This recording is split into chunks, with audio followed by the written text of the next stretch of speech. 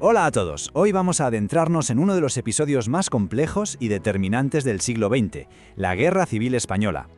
Fijaos, esta cita del historiador Álvaro Santos, la verdad es que lo resume a la perfección. Nos da una idea del impacto tan tremendo que tuvo el conflicto, un impacto que, como veremos, fue mucho más allá de nuestras fronteras. Así que vamos a meternos de lleno en el tema. Bueno, para entender por qué estalla una guerra así, lo primero es mirar atrás, ¿no? Tenemos que analizar cómo estaba la sociedad española justo antes de 1936, porque ya existían unas divisiones muy profundas. Todo empieza en gran medida en 1931, con la proclamación de la Segunda República. Fue un momento de cambio enorme, un intento de modernizar el país en todos los sentidos. Pero claro, estas reformas tan profundas no gustaron a todo el mundo. Generaron por un lado muchísimo apoyo, pero por otro una resistencia igual de fuerte.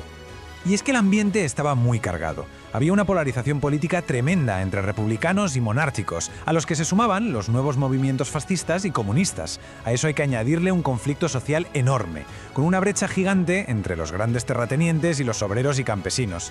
La desigualdad era brutal. Y por si fuera poco, las tensiones regionales, sobre todo en Cataluña y el País Vasco. Vamos, que el país era una auténtica olla a presión. Y como suele pasar, cuando la tensión se acumula tanto, al final todo estalló. Fue en el verano de 1936, con un levantamiento militar, que fue la chispa que lo incendió todo. Todo comenzó el 17 de julio de 1936, en el Protectorado Español de Marruecos. Al día siguiente el golpe ya se había extendido a la península. La idea de los militares sublevados, entre los que estaba Francisco Franco, era tomar el poder muy rápido. ¿Pero qué pasó? Pues que el golpe no triunfó en todas partes. Fracasó en ciudades clave como Madrid o Barcelona. Y ese fracaso parcial es lo que, en lugar de un cambio de gobierno, provocó la división del país y el inicio de la guerra. Así que, de repente, España se partió en dos. Por un lado, el bando republicano, que defendía el gobierno legítimo de la República. Aquí se agrupaban movimientos obreros, socialistas, comunistas, anarquistas. Y en el otro lado, el bando sublevado, también llamado bando nacional. Su objetivo era establecer un régimen militar y contaba con el apoyo de monárquicos, conservadores, fascistas y una parte importante de la Iglesia. Como se puede ver, no eran dos bloques uniformes, sino dos coaliciones muy complejas. Y a partir de ahí, lo que vino después fueron casi 3 años de una guerra terrible, un conflicto brutal que además captó la atención del mundo entero. La guerra tuvo varias fases muy marcadas. Al principio, en el 36, el objetivo principal era Madrid, y el asalto de los sublevados fue frenado con aquel famoso lema de «No pasarán». Después, en el 37, el foco se trasladó al norte. Las tropas franquistas, con la ayuda clave de la aviación alemana, conquistaron el País Vasco, Santander y Asturias. Y finalmente, en 1938, llegó la Batalla del Ebro, el último gran intento de la República que acabó en una derrota tremenda que prácticamente sentenció el conflicto. Y dentro de esa campaña del norte ocurrió uno de los episodios más terribles de la guerra, el bombardeo de Guernica. La Legión Cóndor alemana, aliada de Franco, arrasó esta ciudad vasca. Fue una de las primeras veces en la historia que se bombardeaba de forma masiva y sistemática la población civil, y se convirtió en una demostración terrible de que España era un laboratorio para las tácticas de guerra que se usarían poco después en la Segunda Guerra Mundial.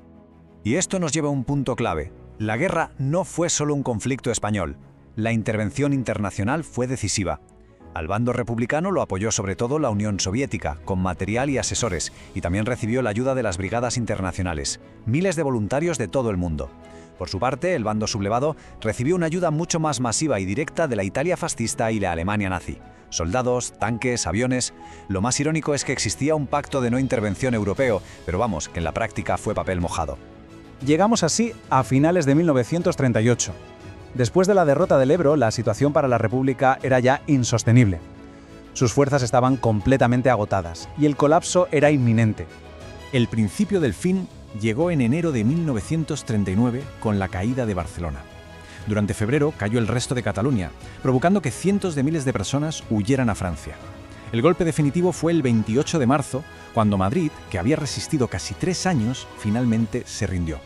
Y pocos días después, el 1 de abril de 1939, Francisco Franco emitió el famoso último parte de guerra, declarando oficialmente el fin del conflicto. Pero que la guerra terminara en el campo de batalla no significó que terminara el sufrimiento, ni mucho menos. La victoria de un bando sobre el otro dejó una sombra larguísima sobre España, una sombra que se proyectaría durante décadas. Para empezar, el coste humano.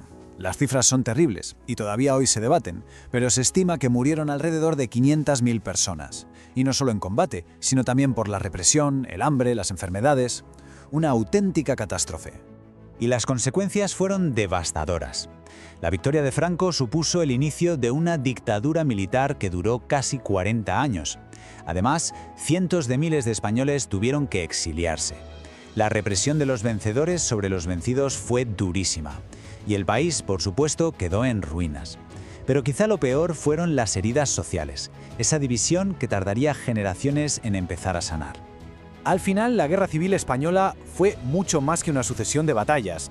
Fue una inmensa tragedia humana que cambió por completo el rumbo del país. Y nos deja todavía hoy con preguntas muy difíciles sobre la memoria, sobre la reconciliación y sobre cómo una sociedad puede, realmente, sanar las heridas de un conflicto así.